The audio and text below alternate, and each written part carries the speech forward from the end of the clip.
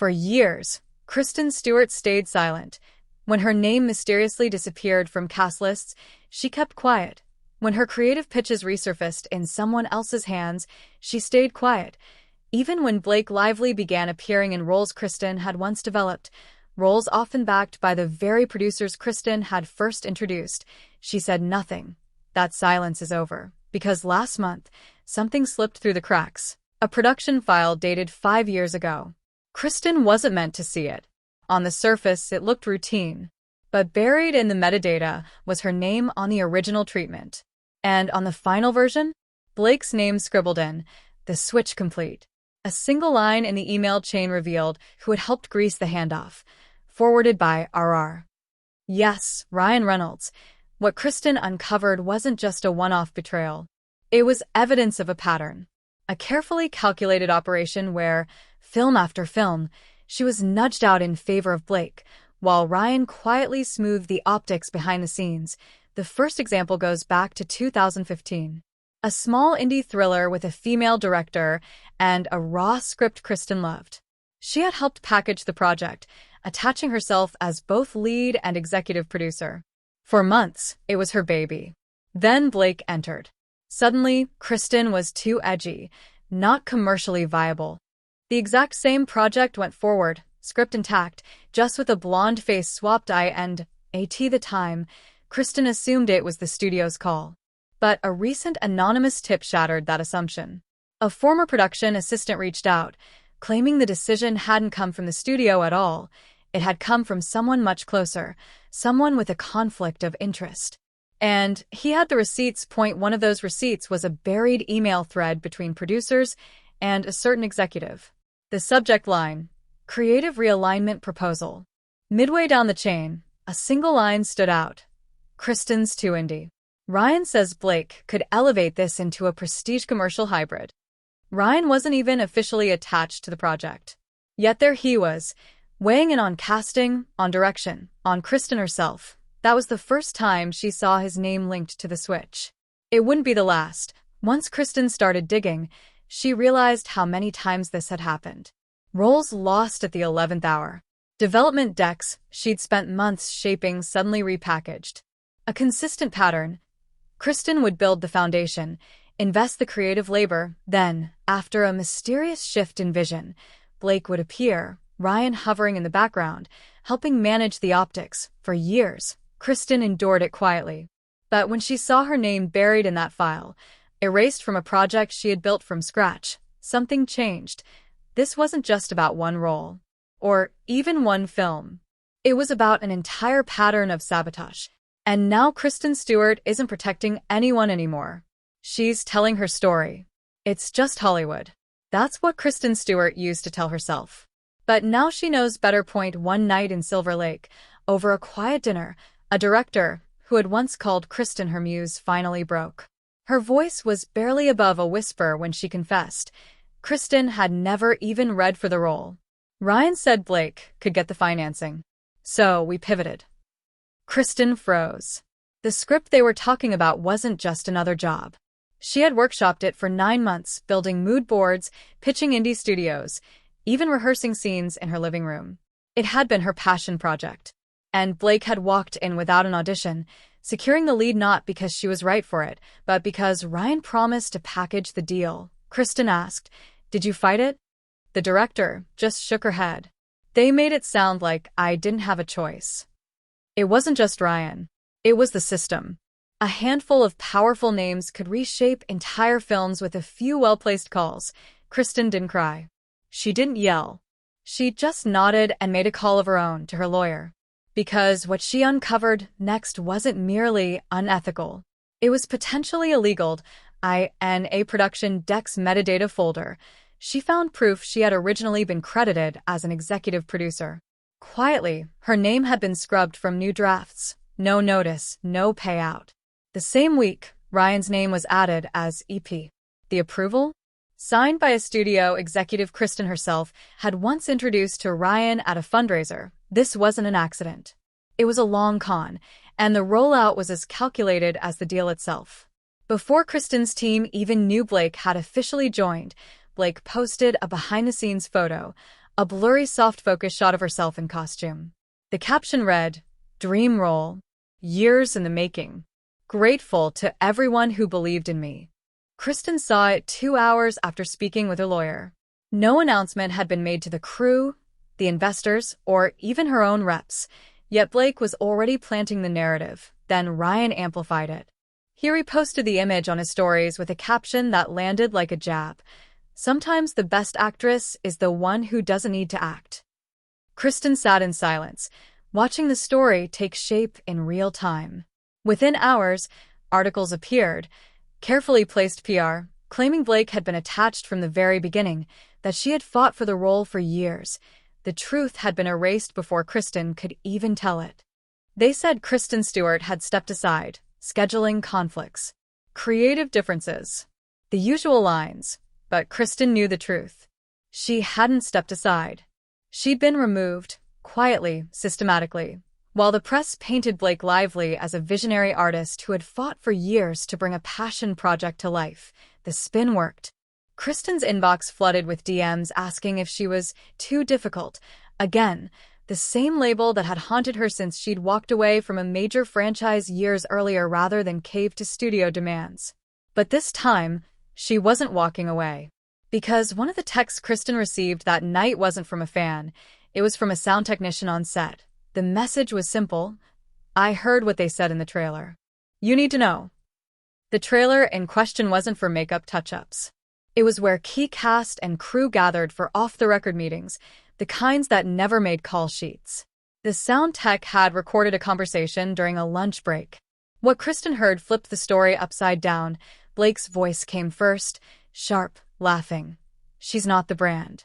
She never was. If she cared about the project, she'd know it's about access, about image. Kristen doesn't sell the fantasy." Then came Ryan's unmistakable voice. "I told them she wouldn't play nice. But you're the reason this thing is getting financed now." Kristen sat frozen.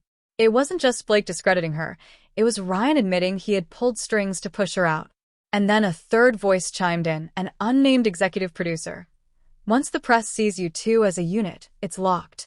Kristen's just a relic. Studios can't sell her anymore." That word, relic, cut deep. She'd heard it whispered before. Industry code for too independent, too private, too unwilling to play the game.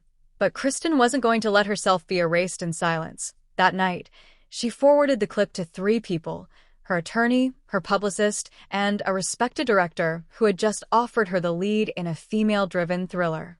Her plan wasn't revenge, it was exposure. She had proof now, not just whispers.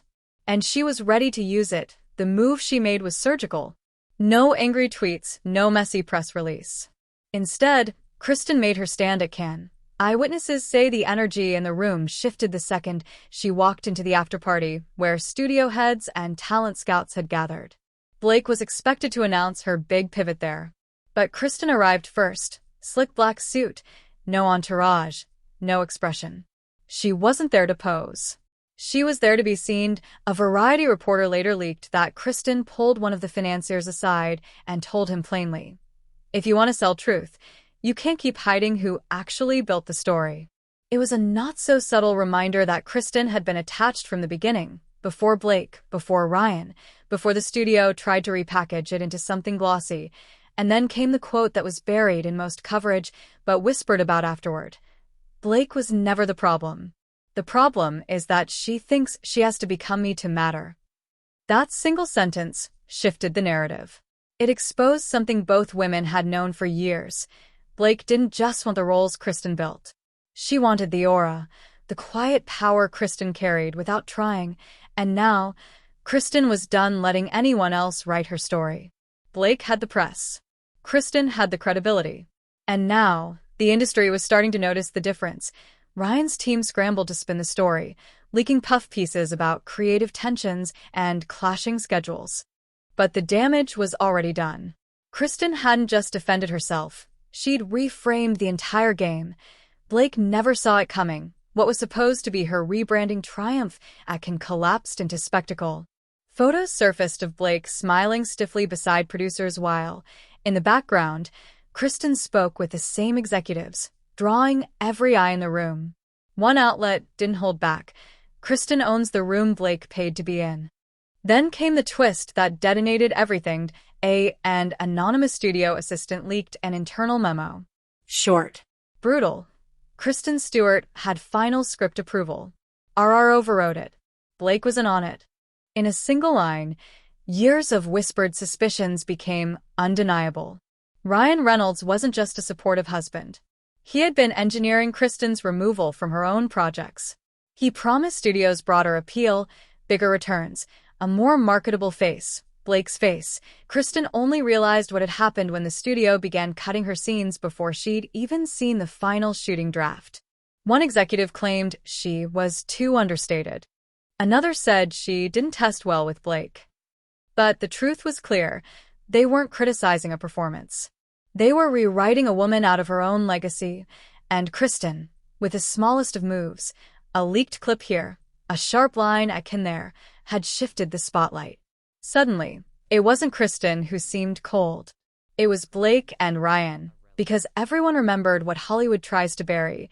You can fake authenticity, but you can't steal a soul. The reaction was instant. Kristen didn't need a press tour, a Twitter thread, or a tearful podcast. She just kept working.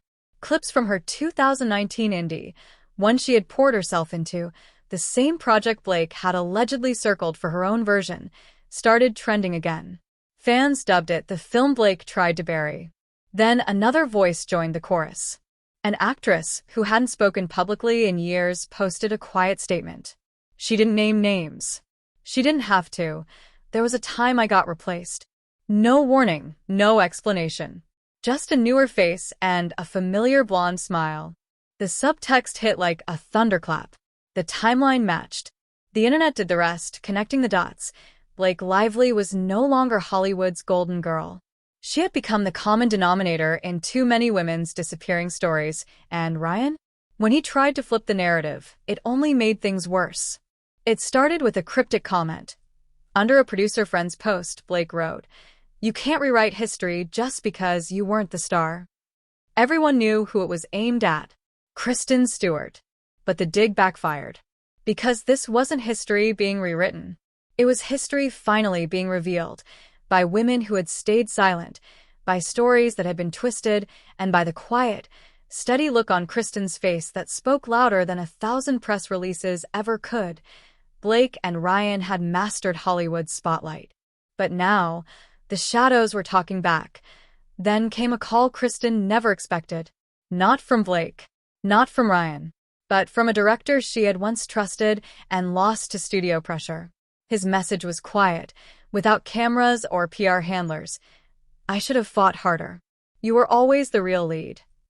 It wasn't vindication. It wasn't enough. But it was something. Behind the scenes, the whispers grew louder. Casting agents, assistants, costume teams, people who had watched the pattern unfold in real time began speaking up. One recalled how Blake would appear at auditions she wasn't invited to, just watching, smiling, no reason to be there. Another claimed Ryan once tried to rewrite a contract, swapping Kristen's name out after the meeting ended. A third remembered arriving on set only to find Blake already in the room, observing, as though the role were hers before anyone else knew it. Through it all, Kristen refused to play the victim. She simply let time and the truth do what Hollywood almost never does. Catch up. Months later, during an interview, a reporter asked the question everyone wanted answered. "Do you think Blake Lively deliberately tried to replace you?" Kristen blinked once, looked up, and said, "I think some people are terrified of women who don't play games." That single line broke the internet. Not rage. Not revenge. Freedom. And it shook Blake's team to its core. The scramble was immediate.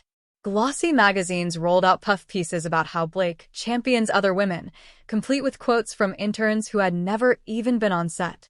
Ryan popped up on a podcast, cracking jokes. "Everyone in Hollywood's a diva, including my wife." He tried to spin the story into harmless banter, but the damage was already done. Kristen didn't need to scream, didn't drop screenshots or leak emails. She simply stood still while the truth kept moving around her. A year later, she quietly returned, not in front of the camera, but behind it.